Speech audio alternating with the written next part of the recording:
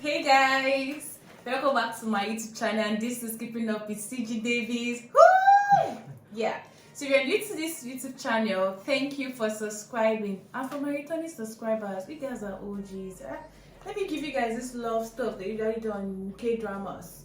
Thank you for returning, thank you for subscribing, thank you for sharing our videos. Thank you so much. I really do appreciate each and every one of you. So today we're going to do something different. I mean, different. I know you're seeing this wonderful guy. I don't know how to describe him, but this Yoruba man.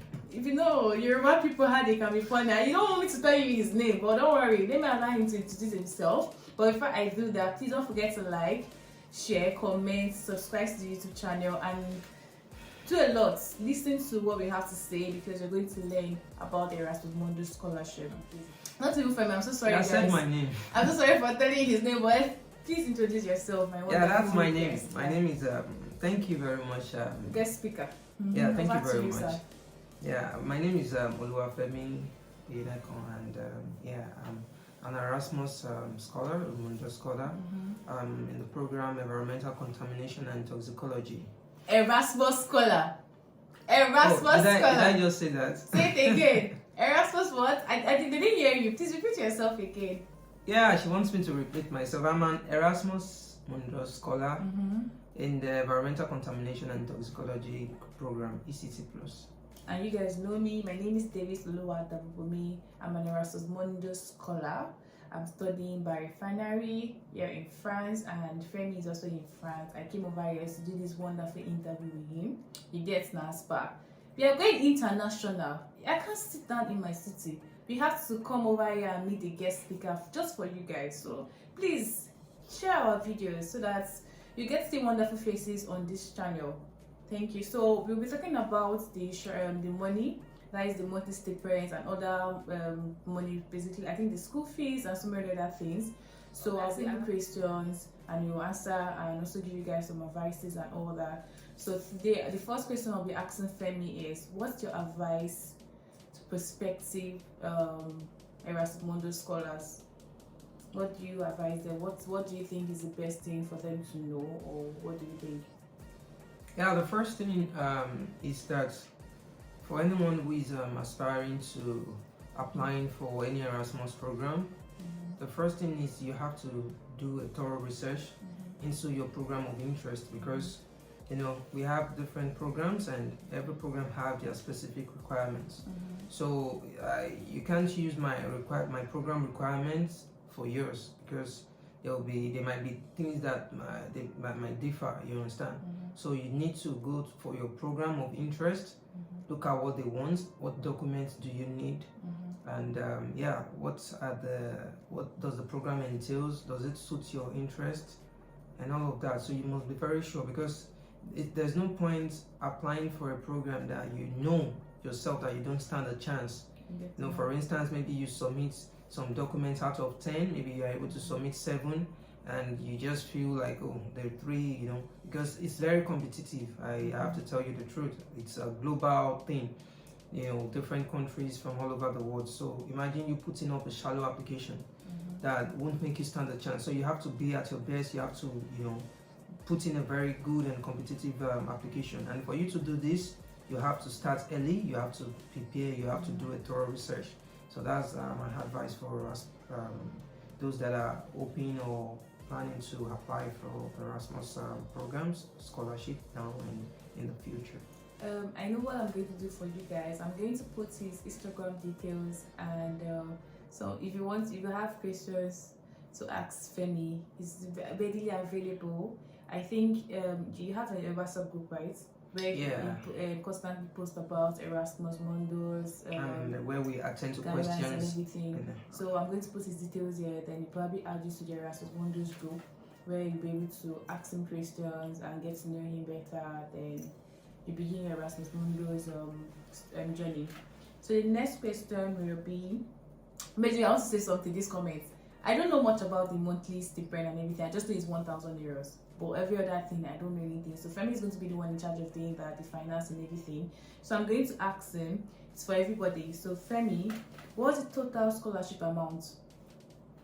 for my program? Yes, a program, and I think the program is a no program, right? So it's So it's the total scholarship amount is 49,000 euro. So that is what I'm entitled to, or that is the worth of my scholarship. Like both for the stipend and some other things. 49,000 euros. Yeah. Okay, so what about the total participation cost? Yeah, that's about 18,000 euros. Okay, it's 18,000 euros. Yeah. So the total participation cost is the tuition fee and insurance. Yeah. So in case you're not feeling fine, you can. I think, what's your insurance company name? April. April. Yeah. Oh, wow. April. Yes, April is actually the for France. I think it's the for best. France. Yeah. No, they have other discipline, but April is actually the best compared to other. Like, April is the best insurance. No, I have for the French social. Yes, the health. Amélie. Amélie. Yeah. So I have to. I have not even used anyone. He's not the first thing now. That is not like me. That I've visited how many hospitals now. I don't even know how to even count them. So it's 18,000. The total participation cost includes the tuition fee and the insurance. I don't know if it's divided. Probably the tuition fee is 9,000 and the insurance is 9,000. I think so. It should be. I really don't know. What about the contribution to travel, installation, and other types of costs? Before you answer this, a lot of people have been asking, are we going to? For instance, if you're a prospective scholar, you'll be like, who's going to pay for my trip to come to the country and everything? Calm down. This is Erasmus Mundus. This is Erasmus Mundus scholarship. Everything is what we call fully funded. There's level to fully funded. They are paying for everything, but this money will come when I think you receive it when you get to your mobility country. So it's not like you're going to see it in Nigeria. I mean, you want to jump out with your money. No, when you come over here. They sent mine when I was in Nigeria. And that's your program. Like a day to the day I'll be traveling. And because they knew that you have paid for your flight. Yeah, they asked for that. And your visa too. Yeah, they asked for that. All those things. It's not as if you have not done anything and they'll send your money. I mean, you want to jump out with your money. No, so you have to come over here. You open an account, they'll send your money. You're not going to receive the money in Nigeria or wherever country you are. That is what you need to know. So over to you, Femi. How much is contribution, travel contribution, installation, and other types of costs? Okay, for old programs that are still using the let me say the current or the old like my program, we are paid 1,000 monthly, while some programs are paid 1,004. You know, I would like to stress the fact that those new programs with 1,004 monthly stipend, they are not entitled to this travel allowance and installation cost. So it means that if your program will be paying you 1,004 monthly, that means you have to source for your traveling costs and all of that. Yes, because in a way it has been incorporated in that 1,004. But you know, it's in the long run that you'll be able to like extract that money from, you understand. But for we who are receiving 1,000 monthly, before the start of the program, we have this it's in our scholarship letter that we will get 7,000 euros for travel and installation costs. So this money is expected to be given like maybe before on your arrival, you understand. But like some programs, like my program I've devised, it means that okay, they are going to split it into two. Since it's a 2-year program, you receive the first half of the 7,000, which is 3,500, before the start of the first year. Now the remaining 3,500 will be paid before the start of the second year. So I received 3,500 before I started. That was, I think, late August. I left Nigeria in September, like 2nd of September. So late August, like I think 1st of August or last day of August, I received my 3,500, which is the travel and the installation cost. So in a way, that would cater for probably for people that have to borrow money to pay for their flight and some other things. So you can easily take from that amount to to settle that, and obviously you still have more like, you understand. Plus and you also pay for your accommodation for the first month. You understand? Like most times you pay even before arriving in the country, because you are arriving in a new country, so accommodation must have been secured. Yeah, even need it for your visa. You need to show them that you have a place where you will stay. So in all of these expenses is what the installation and the travel cost covers. So but for people with 1,004, you just have to use your money to do it. Even for we that received the 3,500 during that period, we still had to find a way to get money to do this. but be very sure that you would get your money back. You understand? Yeah. Definitely, it is guaranteed. So that is that about that, and that's so 7,000, 3,500. Then the remaining 3,500 will receive it maybe around August or September this year. So that is that about the travel and the installation for old cost. programs, we receive old program they pay 1,000 euros, and for new programs they pay 1,400 euros, or probably the one that I think the contracts. If you renew your contract this year, I think they'll pay. I think is it 1,000 or 1,000? No. This is how it works. This is how it works. Okay. If your program is receiving 1,000, even if they renew, that 1,000 is what you will receive, because there's no point. Because if you are giving 7,000 for installation costs and travel expenses, and they now increase it to exactly. So what they will do is that they will just allow you finish that program. So maybe the new set of people they won't. So just take note of this: that if your program will be giving you 1,400, you are not getting travel and installation costs. It is very, very important. So that is, but in the long run, those that receive 1,000 for every month, like the total package they will get as far as monthly allowance is concerned and all of that, is going to be more than those of us that receive 1,000 monthly plus the 7,000. It's going to be more than it by an amount. I can't remember, maybe 2,000. So the monthly scholarship allowance? Sorry, the monthly allowance is 1,000 euros for both programs, and new program is 1,400. I think I would have asked you, is the 1,000 euros enough? So a lot of people are asking, is 1,000 euros enough? Femi, is 1,000 no, sorry, I'm saying naira. Please, no. I'm talking about foreign currency. Foreign currency, is 1,000 euros enough? Yeah, from my perspective, because this is subjective. Okay.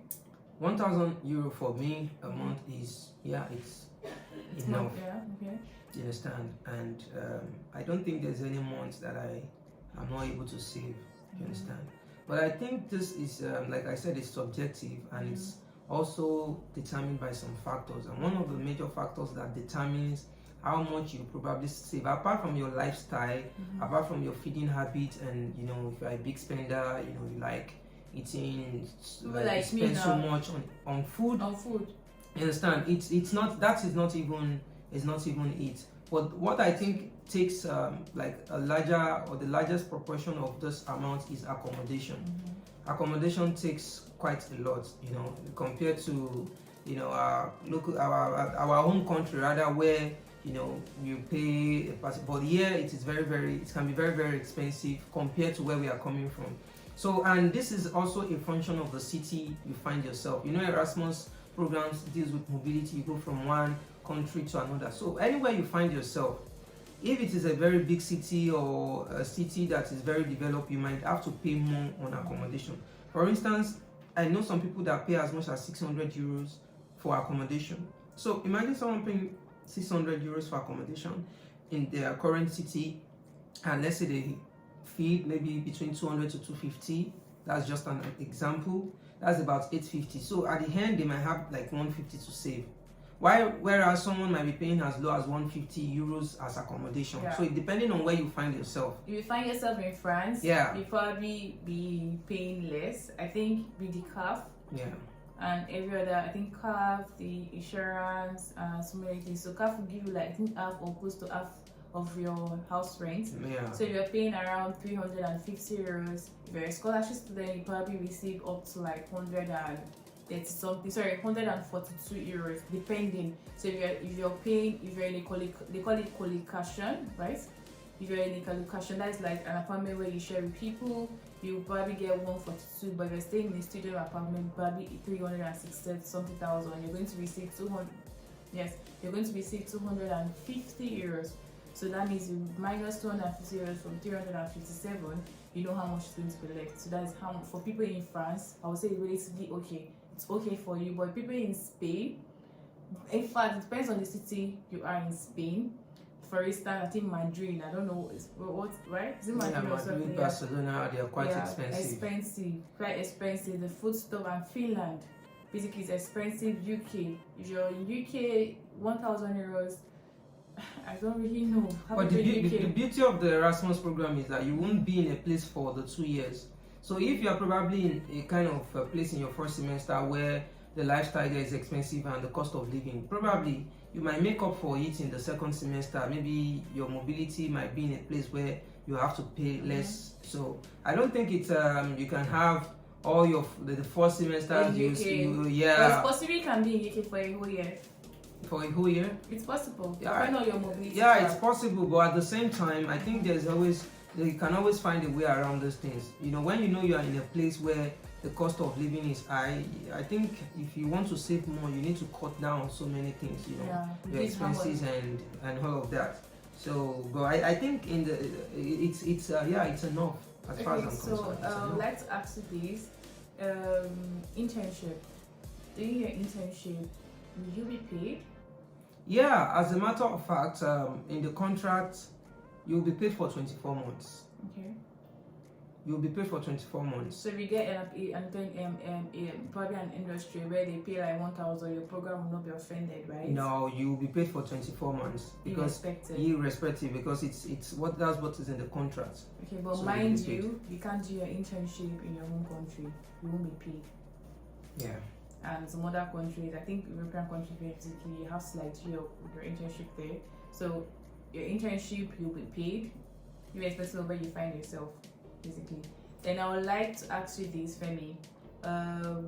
How's been your Erasmus Mundus journey?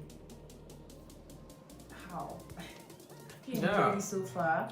Yeah, just any challenge? Just a semester, and I would say for me the semester has been, an eye opener for me, and it has really been. I would say, it has exposed me to a lot of things, in a way. Yeah, I would say, bridging the gap between the classroom and the workspace, because I've been out of school. Like I finished my first degree about 6 years ago, and since then, I've been in the workspace and all of that. So, coming back to the classroom, it's quite challenging, but I would say the fact that I was surrounded by, a group of young people who are motivated, it was more of a motivation to me. And considering the fact that, I was made the student representative before the start of the program, and also the class rep for my track, the current track. So this really made me to up my game, and you always get into class early to make sure that I get things. Yeah, exactly. I was only late once, and that was the first class, and that was the day I told myself that, hey, after today, and it wasn't really that I wanted to get late to the class, but in this country you just have to plan. You don't just get up anytime you like and just say you want to. Yeah, because that's like the bus. Yeah, exactly. So a day to your, maybe if you have a class tomorrow by 9, you must have told yourself tonight that, I have to wake up by a particular time. So you have to set your alarm if possible and all of that. So it requires diligence and planning. So I think, the academic aspect and all of that, I wasn't because I wasn't thinking that maybe I'll be able to cope very much, but I just made sure that at least I was at the same pace with every other person. When they asked us to do this, I tried to do it. When they asked us to do that, I tried to do that. And I think he's saying that he was a good student. His time in France was basically fun. Nice. He did not have any challenge. Fun? No, not fun. It was challenging. It was challenging, but I tried as much as I can to meet up with the challenge. Yeah, I wouldn't say it was fun, like it was an easy ride. It wasn't. My Erasmus Mundus journey here in France, honestly, I don't even know what they call it. I think it's a roller coaster, right? Up, down, up, down. You're happy today, tomorrow you're sad, you're crying or doing a but Femi's on is a good student. It's not like me. We struggle for things. I'm not a serious student too. Don't mind God has been pushing us to just excel. Basically, it's on this naturally. Don't mind. I'm not a serious student. She's lying to you. I'm not a serious student, but I'm hardworking. Yeah, let me put it that way. Okay, so me, I'm lazy. No, she is naturally intelligent. Like she doesn't have to read. Me. She doesn't have to read. We both know this. She can read for an hour, but I have to read for 4 hours. So that's the difference between hard work and talent. So my own, I would say, is hard work I'm using. On this, if you're in YouTube, you're minding me. Don't mind it basically. But I want you all to know that Erasmus Mundus program or joining, it's not going to be that easy as you have said. Yeah. But you're going to face a lot of challenges, basically the language. So I feel that if you're coming to France or your first mobility is France, I think you should start learning how to speak French, because if you know how to speak French, you're going to love your stay here, because you get to interact with French people, and you might even fall in love with one too if you're a lady, or if you're a guy looking out for a wonderful spouse. I don't know. I'm just saying. So you need to have fun when you come over here, because you can't leave the trenches, or you can't leave Nigeria or wherever you're coming from and you're not going to have fun. Erasmus Mundus will not give you time to have fun, but you have to create it. Yeah. Basically, you have to create it. And also your money, your monthly stipend, your allowance, you need to learn how to save too. Because you're not able to save, I don't think you have anyone that will help you, that will send money to you. Because I feel you're the one meant to send them money. As per my Nigerian brothers and sisters, you understand what I'm saying? So you need to cultivate the habit of saving. I know a lot of guys and girls that will tell you they don't know how to save, they just prefer to spend. Basically, but just learn how to save. Start your preparation early, and I wish all my wonderful prospective Erasmus Mundus scholars, my subscribers, yes, basically they're going to watch this video. I'm so happy. So I think we have come to the end of this video. But Femi, do you have anything to say? Basically, like, do you have anything to talk about? Tell them. Do you have? And I'm going to put his WhatsApp. Should I put your WhatsApp number or just your Instagram number? No, Instagram will be fine. Before I put on bulk organ. So yeah, I'm going to put his Instagram handle. Then you'll be able to communicate. You'll be able to send him messages, and he's going to reply to you. But I can't promise you it's going to be fast or swift or anything. But definitely, if he sees this, is going to respond to you all. Please, we have come to the end of this video. We have really come to the end of this video. Please do not forget to like. Femi, say after me. Do not forget to watch, like and subscribe. Share. You must say subscribe share. And share. Yes, let me repeat myself. Femi, please do not forget. Let's say together. Please do not forget to like, share, comment, and subscribe. Thank you. Yeah, everything like. See you in my next video. Alright, thank you very much. So many other things. Bye. So far from me. Come on, the table closer.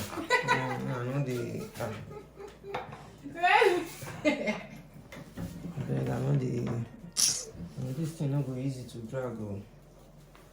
No worry, just leave it. I'll bring the table very close to you.